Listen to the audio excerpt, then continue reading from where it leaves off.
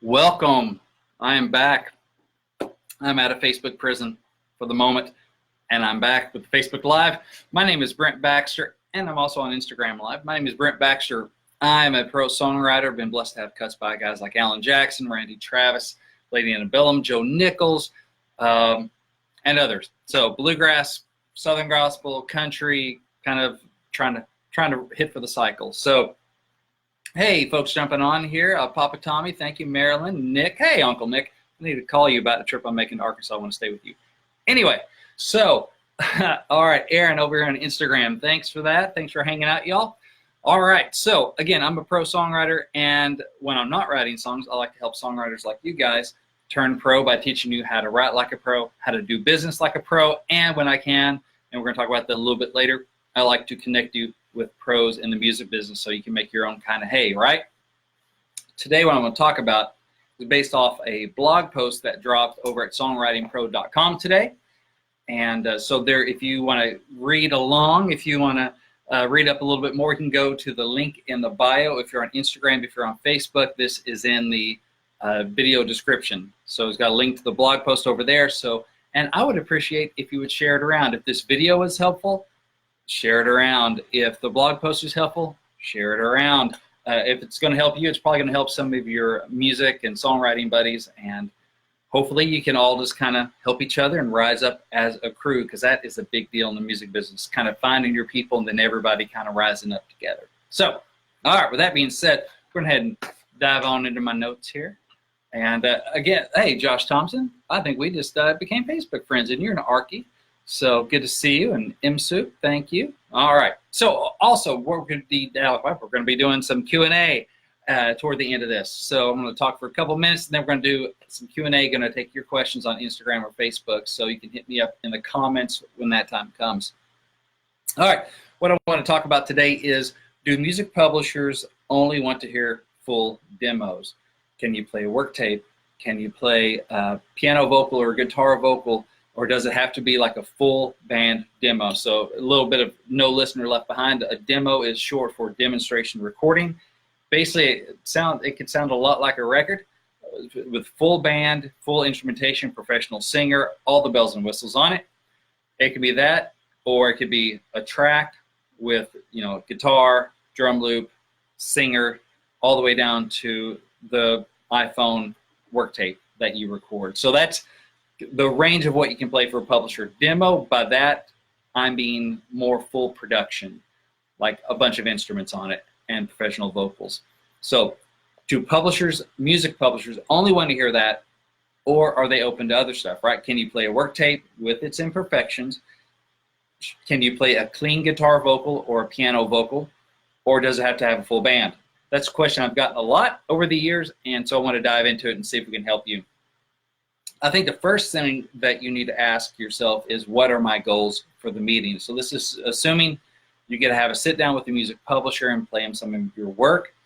And like most things, there's not one right answer to what your goal for the meeting should be, right? So you think about your goal, and if your goal is just to get feedback from the publisher, to get better, right? Not so much to get discovered, although that's always nice, but if your goal is to get better, then I think a work tape might be preferable, or a simple guitar vocal, something that's not the full band. If you're going to get better, you're going to get feedback. If you tell the publisher, hey, I want to get some feedback on this song, you're more likely to get feedback, and honest feedback, if it is not a full demo. Why is that? Full demo sounds better, right? Wouldn't you get better feedback on that? Well, they might be nicer about it, but here's the fact of the matter is, they know that you've dropped hundreds of dollars on a full demo, most likely, unless you do your own demos, right? But assuming that it's a full band demo and you've spent hundreds of dollars on this, publisher just met you, they don't know you very well. You go sit in their office, and you know, you're excited. He's like, I just want to get some feedback, and they know you want to get discovered too. But they listen to your song, and it's got some chord changes that probably need to happen because the chorus doesn't lift up enough, or there's some sort of structural issue where it's like, oh man, that bridge goes on way too long, or there are 5 verses in this thing, needs some serious work. They're less likely to talk about that if you have a full demo, just because man, they feel kind of bad that you spent all this money and now they're going to go tell you to scrap it and to go spend hundreds of dollars more maybe to re-demo it. It's a little more friction there for the publisher to give you some of those insights and some of that feedback if it's already fully produced. They just may feel a little worse about giving their honest feedback. Whereas if it's a guitar vocal, they know you've not invested as much time or money. If it's a work tape, they know you sure haven't invested as much time or money, and they might be more willing to go, hey, you know what, you think about this, here, this may be some changes you make, because they know it's a smaller hurdle. It's not as like, I spent $1,000 on that demo, and now I find out my second verse is broken or it's twice as long as it needs to be, and I got to go do all this stuff, right? It's just a little bit easier for them, a little less friction for them to give you a little deeper input on that. So that's if your goal is to, like, seriously, I know I'm young, I'm getting there. Young meaning a young writer. Age doesn't have anything to do with it, but I'm looking honestly to get better. That's one thought. If you want to be seen like, I'm here, I'm ready to get discovered, I want to be seen as a pro, then you want to come in with your best sounding stuff. You want everything about you to be professional. That includes the recording. So, you want to play the most pro sounding recordings you have, whether that's a guitar vocal, a full demo, or your best like one take work tape on an iPhone or whatever your best is, you want to lead with that, because you want to be, if your goal is to be seen as a professional, that just helps, right? Because you look like that much more of a pro if your song is ready and it sounds ready to go. So again, you want to take your goals into account when thinking, do I want to play a full demo, a guitar vocal, that sort of thing. I'll tell you what I do. Even though I'm blessed to already be seen as a professional in the music business, I don't know everybody. So when I'm going to meet new publishers, people I don't know, I only play full demos or high quality guitar vocals, maybe a guitar vocal plus, like with some loops on there or something, when I'm first getting to know the publisher. So I'll make sure basically it's stuff that is pitch ready. Like if they love it, they can run out the door with it. That kind of quality recording that I'm comfortable with anybody in the business hearing. Doesn't mean I'd be comfortable with that version being on the radio, because it's not a master, it's not a cut, it's a demo. So I come in with something that sounds professional because I am a pro, I want to be seen as a pro. I'm not necessarily looking for feedback on what they change about the song. It's more like, here's who I am, here's what I do. Maybe we can work together, maybe I'm looking for co-writes, or just making a connection in the music business, trying to make a fan. So, or maybe I'm looking for a publishing deal too, yeah, which I'm not at the moment, but when I've been looking for one, that's kind of the way I approach it. Put your best foot forward, want to be seen as a pro. I'm playing full demos for them. Now, over time, as I get to know publishers, I may, whether I'm looking for a deal or not, I may be more comfortable playing a work tape. There's a publisher I've gotten to know over the past year. We've met several times and got to know each other. And so I think on my last meeting with him, I played him a work tape, maybe a meeting before, but it's like, hey, this is something I wrote yesterday with some guys. I'm really fired up about it. Here it is. Because I knew the work tape was acceptable work tape quality. Let's put it that way. It's, some work tapes you barely get through and it doesn't really represent the song, but at least you won't totally forget it. This was a good work tape, good singer, good playing on it, but it's still a work tape. I felt comfortable playing that for this person because of, he's heard my stuff. He's been a fan of some of my stuff. He's, he knows I can do full demos. And so I felt more comfortable playing a work tape for him because, one, I felt the song was really, really strong and it would be up his alley. And two, it was an acceptable work tape. So we built up to that. I didn't lead with that. So that's how I do it. That being said, I think it's, if you are looking for a publishing deal, you want someone to represent you and your music, I think it's important that as the relationship deepens and maybe you start thinking about a publishing deal, you start dating, you start getting to know each other more, that maybe you do start playing some more work tape kind of stuff for your publisher or your prospective publisher, your contact. And I think it's important because, if all they hear is full demos and that kind of stuff, and hopefully they're digging your stuff, that's why you're continuing to have meetings and that sort of thing. If they can't hear a hit song in a work tape, I don't want to work with them.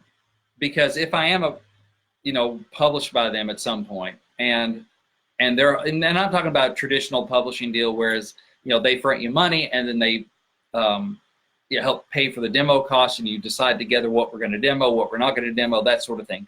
In that kind of situation, if we're looking at that kind of deal down the road, I want to be able to bring in a work tape that I'm excited about and say, we wrote this, we finished it 20 minutes ago, bam, I just emailed it to you, let's pull it up, listen to it, and for that publisher to do backflips and go, that's it, I love it, let's go do a demo, or let's get on this and do a demo as soon as possible so I can run with it and pitch it. If they can't hear that, if they have to hear a full thing, then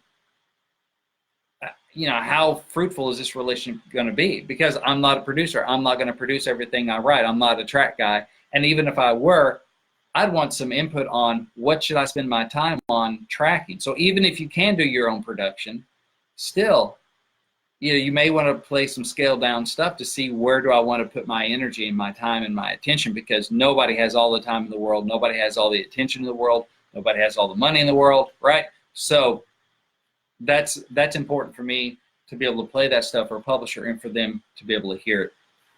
All right, so that's what I have to say. What I am not saying is also very important. So I want you to think about what I'm not saying. What I'm not saying is that you should stop trying to make publisher relationships until you've dropped a few grand on demos, okay? I'm not saying that, okay? So you don't have to go out, hit pause on meeting people, meeting publishers and stuff until you drop thousands of dollars on getting demos you feel good about. Not saying that. There are places where you can go and find out if your song is worth demoing, or at least get some feedback on that, some professional feedback on that. And I recommend doing that before you spend many hundreds of dollars on demos.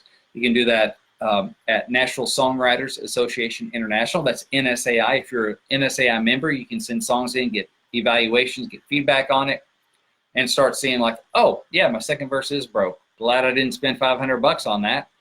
Or also, I do some song feedback. I do some one-on-one coaching, so you can find out through that on my website at songwritingpro.com if you're interested in hiring me to listen to your song and give you feedback on that. So in that case, I love hearing work tapes because I feel more free to tell you what I think about it, other than going, oh gosh, they've already spent $500 to $1,000 on this, and now I got to tell them their song shouldn't be 8 minutes, that kind of thing.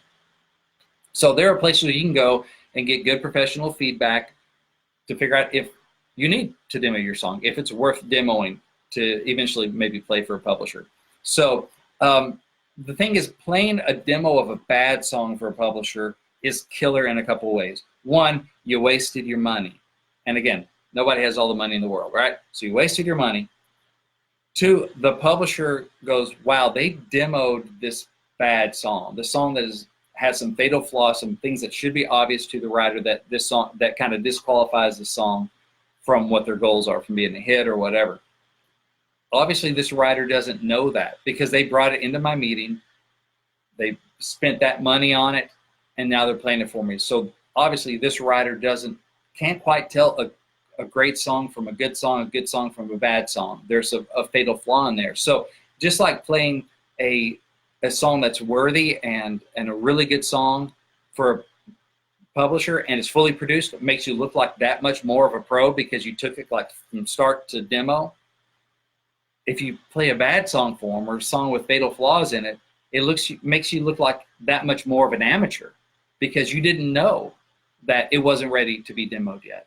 You didn't know that there were those flaws in there, and they're like, I'm glad that wasn't my money, my publishing company's money they spent on that song, because I couldn't do anything with it. All right, so just to break down playing a full demo for a publisher. If the song is amazing, the publisher is excited because they can run right out the door with it. It's already in the pitchable form, and they can go hit the street and start pitching that sucker immediately. So that's great, right? Best case scenario. If the song is good, then you look like more of a professional. Maybe it's not a killer song, but maybe it is demo worthy and it sounds like a professional level product. All right, so that's good. If the song needs work, the publisher may be less likely to suggest specific changes that would necessitate a re-demo and make you spend more money, because maybe they think, well, even if they spend some more money on it, it's still not going to be probably killer and make that investment back. So if I make these specific comments, they may go spend more money on a re-sing or a retrack, and the song is still as what it is, probably not going to be worth it. I don't really want to encourage them to spend more money on this thing. So that might be it. And if the song is bad, you look like that much more of an amateur. And because not only did you write a song that's not worthy, you spent however much money on demoing that song and bringing it to a publisher meeting, and you don't want to look that way. I'm going to take a sip of coffee. Love my caffeine. All right. Again, if this is helpful, if you and your buddies need to see this, share it. You can share from the link in the bio. If you want to share the blog post itself, if you want to share this video, I would appreciate you sharing the video. If it helps you, it's probably going to help some of your friends, and then you get to be the cool person that shared some helpful stuff, and they get to say thank you to you. All right, so I'd appreciate a share. We're going to do some Q&A here in just a second, so you can load up in the comments here. But I want to tell you about something cool we have going on. If you feel like your demo or your work tape or your piano vocal or guitar vocal is ready for a publisher to hear it, if you're ready for some honest, helpful feedback, right? Or if you're ready to knock a publisher's socks off, then I have a good opportunity for you. Songwriting Pro's current Play for Publisher event is going on now. We're accepting songs, and we're happy to accept your song as well. And what we have, our guest is Matt Lindsay from Matt Lindsay Music. He is a pro. He is the guy that pitched Who Are You When I'm Not Looking for Blake Shelton, which song went #1 for Blake. He's pitched a lot of other hits. He's gotten cuts, Willie Nelson, George Strait, Garth Brooks, all kinds of stuff. He's a pro. If you got the song, he knows what to do with it. He has a track record in this town. He's recommended. He's respected as a pro. I have my, I have my Garth Brooks anthology because I'm a Garth nut. And right here on page 13, it talks about the publishers and song pluggers. And oh, there's Matt Lindsay's name right there. So he's legit. All right. So he's gonna be our guest. And how this works is we also have a link in the bottom of the blog in the bio, bottom of the blog in the bio. I don't know, working on a song lyric. Anyway, bottom of the blog in the bio on Instagram or in the video description on Facebook. It tells you how to get to the Play for Publisher details. But basically, you submit a song, and I listen to all of them, and I pick out the 10 that I think have the best chance of catching Matt Lindsay's ear in a good way that he can do something with, whether it's a bluegrass song, whether it's a gospel song, whether it's a country song, whether it's a pop song, whatever it is. If I think it's going to really catch his ear, it'll make it into the top 10. We all meet on a Zoom video conference, so from anywhere in the world you can join us, and we've had people join us from all over the world at these previous events, and we get to see each other face to face. Matt listens to the song, and he gives you feedback on it, which may be anywhere from I love it, I'm glad I have a copy of it, what can I do with it, to yeah, here's what I think it needs some work, but it's good here and can fix up here, right? All that stuff. And you get to ask some follow-up questions. And so that's going to happen in September. But the deadline to get the songs in is September 1st. So you don't want to miss out on that deadline because I got to have time to listen and pick them, right? And also, everyone that enters a song, everyone that purchases a song submission slot gets a song checklist, which is a way for you to kind of debug your own songs before you even need to send it to a pro to get feedback. And then everyone also receives a link to watch the video replay. So we're going to do the event live, so only the 10 writers and Matt and myself will be there online. And then I record it, and then I make that replay available to everybody who purchased a song submission slot or sent in a song. And so that way everyone gets the benefit of going, what songs made it through? And you can kind of compare your songs to the ones that made it through. But also you get to hear a real publisher's real thoughts on these songs. And these songs are strong, and so it's going to be really helpful to look into his mind and go, here's what he's thinking about this, why he thinks this would work and why it's great, why he thinks that this wouldn't work and needs some work, all that stuff. You get the benefit of being a fly on the wall in a real publisher meeting, so it's worth that. So again, that's over at the link in the bio, at the bottom of the link, at the bottom of the blog and the link in the bio, or at the video description or Facebook. So with that being said, let's take some questions here. All right, someone asked me, I thought if I'm a Southern Gospel writer. Yeah, I've been blessed to get some cuts of Southern Gospel this year and starting to write that stuff more consistently. It's fun. So let's look through Instagram here. The Fernando says, if the goal is to get better, what does constructive criticism from publishers sound like? It could be like, man, I mean, this is good, it's compelling, but the singer looks like an a-hole. You know, the singer, who's going to want to say that? You know, you got to make the singer have some sort of redemption here. It could be anything like that to, man, this it takes 2 minutes to get to the chorus, and radio is not going to want to play that. It could be technical stuff like that, or again, like the more thinking about the market, going, who's going to want to say this? What artist is going to want to be this for their audience? So stuff like that. Let's see. No, I've not heard of that website. Let's see here. So yes, Southern Gospel Girl. Yes, I am a Southern Gospel songwriter these days, which is fun. The Chair Web. I wrote a song, but looking to find someone to put music to it. I don't play, I just write. Hey, the Chair Web, I'm in the same category. I'm a lyricist, and so I don't write my own melodies. I find co-writers for that. A good place to find co-writers, honestly, is in the Songwriting Pro Facebook group. 2 days a week, we share our songs. We have U Day Tuesday and we have Feedback Friday, and you share your song as a link under those posts. It keeps our Facebook group from being overrun with spam, that kind of thing, where everyone's just posting their own songs and nobody's listening. We have a healthy group that listens to songs, gives feedback, and people have found co-writers through that group. And so you're also welcome to post lyric only and say, hey, I'm a lyricist, here's some of my work, looking for co-writes. We'll also have posts that are Co-Writer Connect, where you can post some of your work and say, hey, I'm a lyricist, this is a genre I like to work in, and I'm looking for co-writers. So you can also find that there in the Songwriting Pro Facebook group. And when I'm not in Facebook prison, I like to join people there. Let's see here. Hey, Papa Tommy, happy Monday to you too, and happy Monday, Josh. All right, Charles next. I just saw your name recently on some stuff. Good to see you. All right. Hey, Tom Grimes. All right, let me get through these. A lot of folks joining. I appreciate that. All right, well, thank you, Jordan. Happy to share it. All right, Papa Tommy says, a self-observation.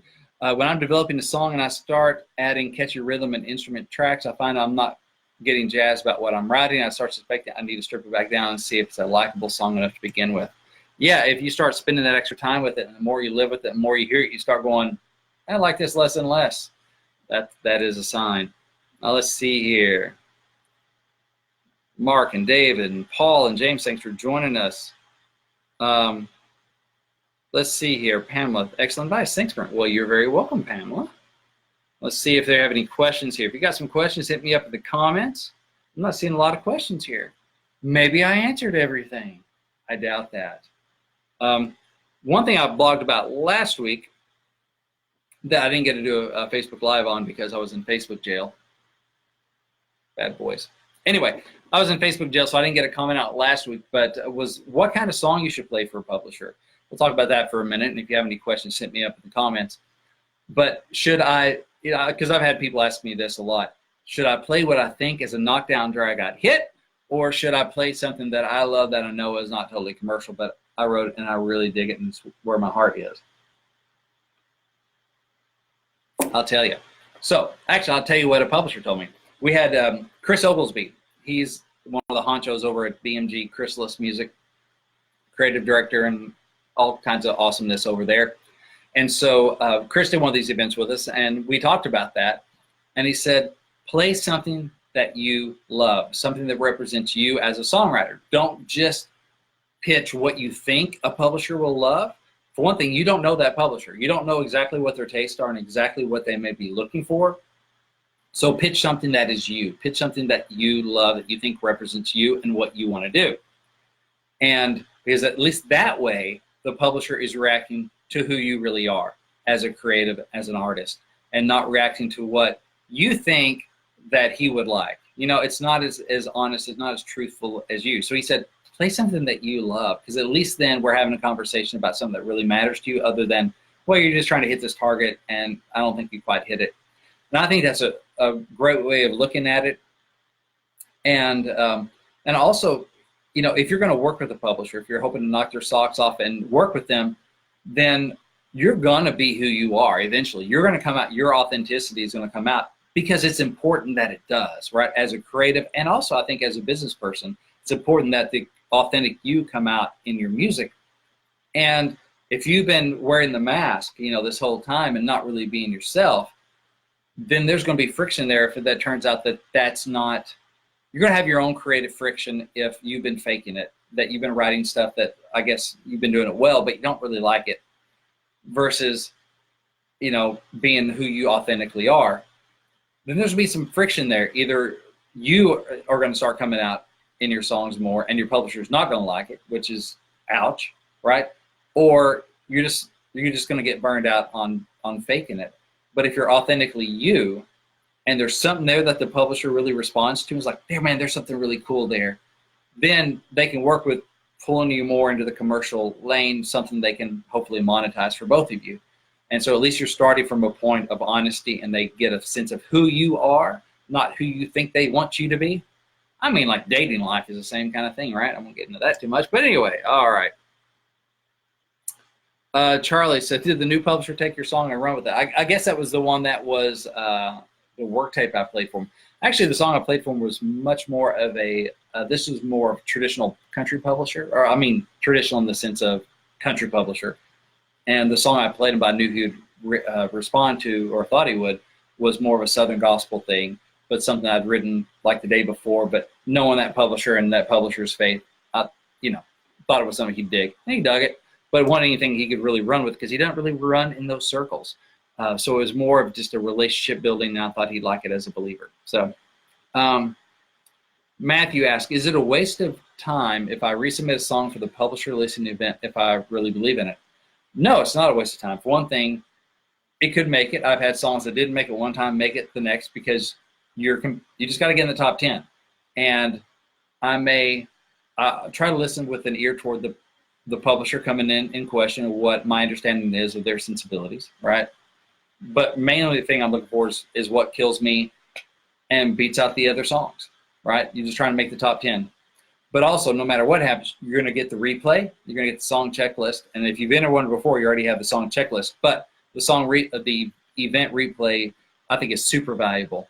And so, if nothing else, getting that, is, I think, a guaranteed win. Obviously, can't guarantee anything about the song, but the replay by itself is definitely worth it.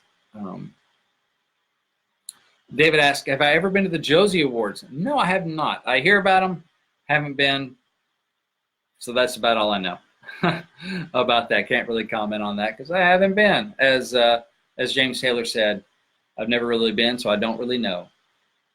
All right, so any other questions? We'll hit them up real quick. Otherwise, I can let you folks go here in a second. But again, if you're interested in playing your song at the Play for Publisher event, it's at the link at the bottom of the blog in the bio on Instagram and in the video description here on Facebook. And if it's helpful for you, it'll probably be helpful to some of your creative folks. And feel free to share this around. I'd appreciate it. And I don't see any other questions, so I'm not going to take up any of your time. So I appreciate you guys. Thanks for hanging out. Thanks for being with me through my incarceration. And now that I'm back, I appreciate it. And I'll talk to y'all later. Have a great day. God bless. Keep on writing. Bye.